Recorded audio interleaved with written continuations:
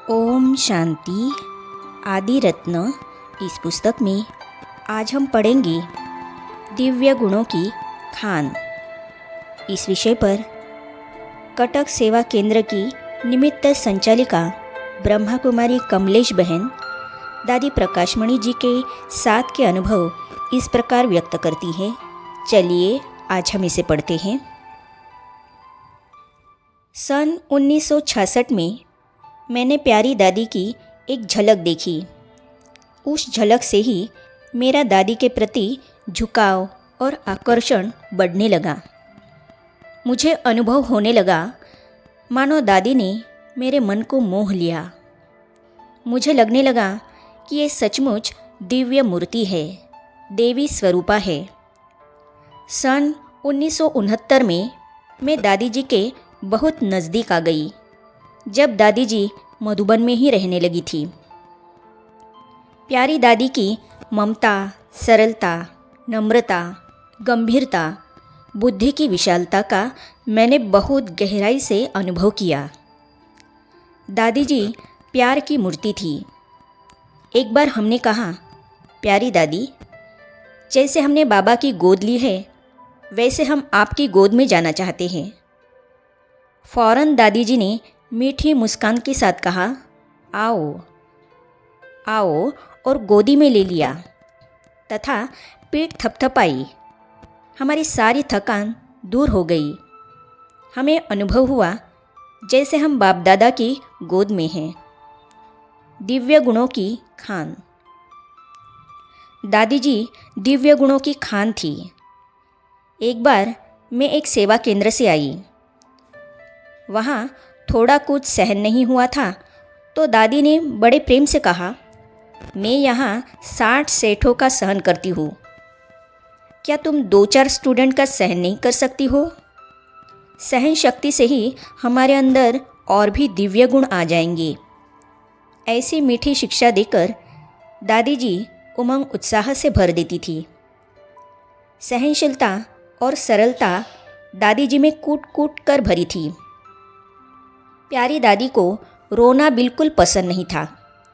एक बार मैं बात करते करते थोड़ा रो पड़ी तो तुरंत दादी ने एक बहन को कहा, इसे बाहर ले जाओ, जब रोना बंद करे तब मेरे पास आए, तब दादी मिलेगी।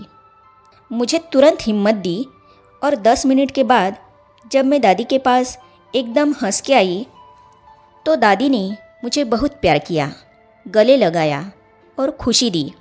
कहा, रोता कौन है? जिसका पति नहीं। तुम्हारा पति तो सर्वशक्तिमान है। और मुझे दादी जी से शक्ति प्राप्त होने जैसा अनुभव हुआ। फिर मुझे पंजाब सेवा में जाने के लिए राजी किया। मन की बात जानने वाली। जब भी हमने कोई मन की बात प्रकट की, दादी उसे शीघ्र ही पूरा करती।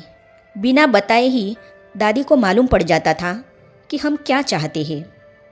एक बार मेरे मन में आया कि दादी की सेवा करूं, तो दादी मेरे मन की बात जानकर अपनी सेवाधारी बहन को बोली कि आज कमलेश को यह सेवा दे दो। यह सुनकर मेरी खुशी का ठिकाना नहीं रहा। मन में सोचा कि दादी तो पूरी साकार बाबा है। बिना कहे मन की बात समझ लेना और हर खुशी दे देना दादी की विशेषता थी।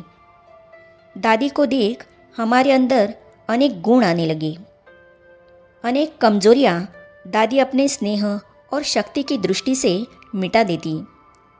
दादी को देखकर हमेशा त्याग, तपस्या, वैराग्य वृत्ति जागृत होती। दादी सदा तपस्या और सेवा की तरफ ध्यान खिंचवाती थी। पत्रों द्वारा प्रेरणा। दादी का जीवन ही शिक्षणीय था। सन 1973 में मैं सेवार्थ कटक आई। दादी के अनेक पत्र हमारे पास आते। अनेक प्रेरणादायक, उमंग उत्साह भरी शिक्षाएं हम दादी के पत्रों से प्राप्त करते। हमारा जीवन आगे कैसे बढ़े, इस पर दादी हमेशा ध्यान खिंचवाती। 6-7 बार दादी जी का उड़ीसा आना हुआ। प्रत्येक बार कुछ न कुछ आगे बढ़ने की प्रेरणा दादी जी से प्राप्त होती रही। पहली बार दादी जी ने कहा, यहाँ बहनों के लिए एक बैंक अकाउंट होना चाहिए। और तुरंत दादी जी ने अपने पास से 500 रुपया देकर अकाउंट खुलवाया। इतनी प्यारी दादी सभी प्रकार से हमारा ध्यान रखती थी। मधुबन में कभी कोई प्रोग्राम होता तो दादी कैसेट भेजती। एक बार दादी जब कटक से वापस जा रही थी तो स्टेशन पर 30-40 बहनों और 30-40 कुमारों का संगठन देखा। जाते जाते दादी ने कहा कि कमलेश, इनको नज़र न लग जाए, अविनाशी टीका लगा देना। वरदानी बोल। दादी जी हमेशा एकता का पाठ पढ़ाती। वे सत्यता और पवित्रता की देवी थी। जो बात कह देती थी वो एकदम सत्य हो जाती थी। एक बार जब कटक में ज़मीन ली, फाउंडेशन डाला गया, प्यारी दादी जी आई। बहुत धूमधाम से कार्यक्रम हुआ। मैंने कहा, दादी जी आपने फाउंडेशन डाला है तो आपको ही इसका उद्घाटन करना होगा। दादी जी ने कहा, दादी एक बार आएगी, या तो फाउंडेशन पर या उद्घाटन पर। मैंने कहा, दादी यहाँ तो आपको दोनों में आना होगा। तो दादी ने कहा, अच्छा देखेंगे। फिर अमृत वेले मैंने दादी से कहा, दादी यह मकान कैसे बनेगा? इसका बजट सिर्फ कागज़ में है, हाथ में कुछ भी नहीं। प्यारी दादी ने मुझे ऐसा वरदान दिया, सिर पर हाथ रखकर कहा, तुम यहाँ 20 साल से सेवा कर रही हो, देखना यह चुटकियों में सबसे जल्दी बनेगा। दादी के मुख में गुलाब। वही हुआ। दादी जी जो कहती वो वरदान के रूप में हमारे सामने प्रैक्टिकल होता। दादी यहाँ से गई और जाते ही फाउंडेशन के लिए 25,000 रुपये का ड्राफ्ट भेजा और कहा, धीरज से करते चलो तो कार्य शीघ्र ही सफल हो जाएगा। ऐसे दादी जी में अपार धीरज था और सचमुच ही 2 वर्ष में मकान बनकर पूरा हो गया। ममतामयी माँ। 2 साल के बाद दादी कोलकाता म्यूज़ियम के उद्घाटन कार्यक्रम में आई।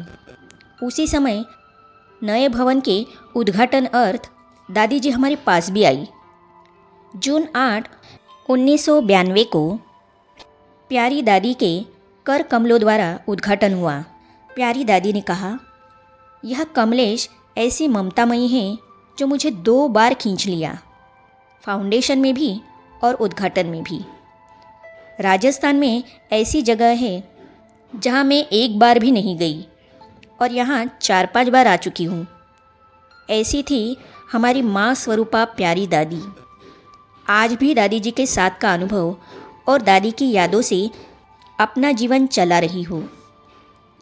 सन 1976 की बात है। उस समय मेरे पास नीलम बहन थी।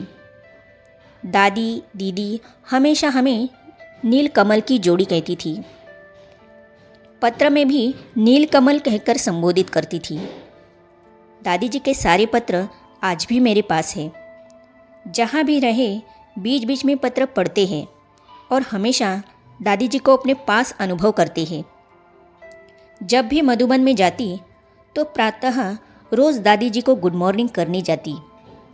वह 1 मिनट का मिलन, मीठे गुड मॉर्निंग के बोल, दादी से नैन मुलाकात हमारे जीवन में लाखों खुशियाँ भर देती, जो सारा दिन खुशी में ही व्यतीत होता। हमें अनुभव होता दादी का प्यार, दादी की छत्र छाया हमारे साथ है और सदा रहेगी। आज भी हम उसी अनुभव में रहते हैं। बाबा के साथ दादी जी का फ़ोटो मेरे कमरे में है। मैं बाबा और दादी को याद करके कोई भी कार्य करती हूँ तो पूर्ण सफलता मिलती है। अनेक दिव्य गुणों का प्रकाश भी प्राप्त होता है। ऐसी प्रेरणा की स्रोत प्यारी दादी जी को हम कभी भूल नहीं सकते। आगे हम पढ़ेंगे विशाल दिल और परख शक्ति। इस विषय पर ब्रह्मा कुमारी उर्मिला बहन, संयुक्त संपादिका ज्ञानामृत, दादी जी के साथ के अनुभव इस प्रकार व्यक्त करती है। तो इसे हम पढ़ेंगे अगली कड़ी में। तो ये जानने और पढ़ने के लिए इस चैनल को सब्सक्राइब करने के साथ ही साइड में जो बेल आइकॉन है उसे भी क्लिक कीजिए ताकि आने वाली सभी वीडियो और अब तक की सारी वीडियो आप तक पहुंचती रहेगी। ओम शांति।